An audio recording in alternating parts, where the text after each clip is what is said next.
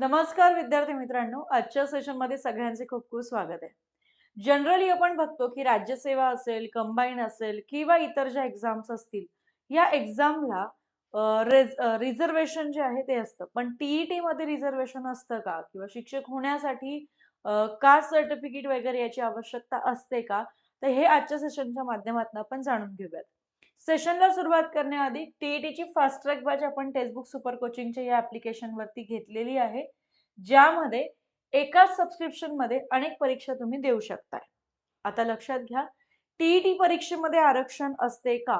तर नियम, गुणमर्यादा आणि पुढील सगळ्या काही गोष्टी ज्या आहेत, ते आजच्या सेशनमधनं आपण जाणून घेऊयात.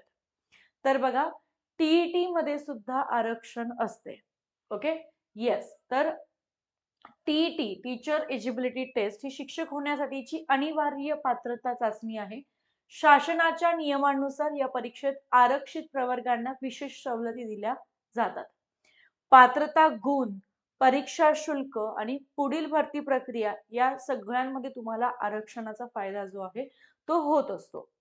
आता किती गुणांची आवश्यकता आहे? जर खुला प्रवर्ग असेल तर तुम्हाला 150 पैकी 90 गुण ॲटलिस्ट पाहिजे आणि रिझर्व्ड कॅटेगरी असेल एस-सी, एस-टी, व्ही-जे, डी-टी, एन-टी, ओ-बी-सी, एस-बी-सी किंवा दिव्यांग यामध्ये तुम्हाला 83 गुण 150 पैकी आवश्यक असतात. ओके.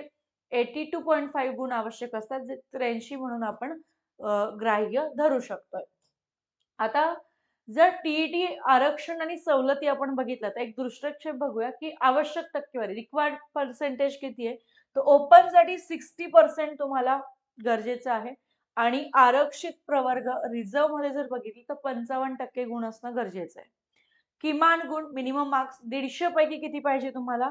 90 पाहिजे आणि इथे तुम्हाला 150 पैकी 83 गुण पाहिजे. ठीक आहे? येस. तर अर्ज शुल्क जर आपण बघितलं तर ओपनला तुम्हाला पूर्ण फी जी आहे दिलेली, ती पूर्ण फी भरावी लागते.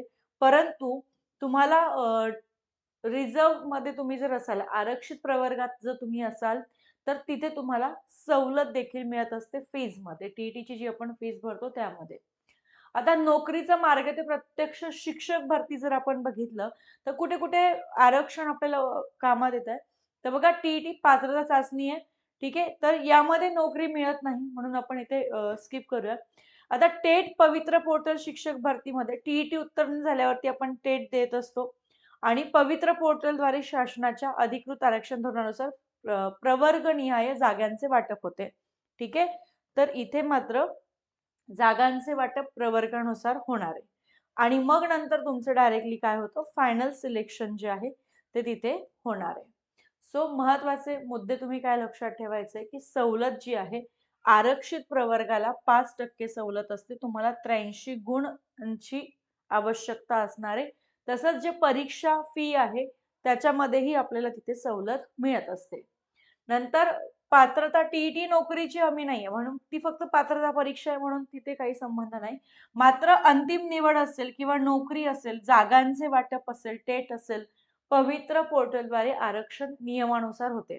म्हणजे एकतर तुम्हाला एक्झामचा फॉर्म भरत असताना आरक्षणचा फायदा होतोय. पण एक्झाममध्ये ती फक्त पात्रता परीक्षा आहे त्यामुळे आरक्षणाचा तिथे काहीही संबंध नाही. मात्र टेट असेल किंवा नोकरी अंतिम निवड याच्यामध्ये रिझर्वेशन जे आहे ते बघितलं जात असतं. आणि अशाच प्रकारच्या अपडेट आपण टेक्स्टबुक सुपर कोचिंग वरती घेऊन येत आहोत. शिक्षक भरती असेल अथवा इतर परीक्षा असेल त्या संदर्भातील. मग जर हा व्हिडिओ आवडला असेल तर व्हिडिओला नक्की लाईक करा. तुम्ही चॅनलवरती नवीन असाल तर चॅनलला सबस्क्राईब करायला विसरू नका. Thank you so much everyone.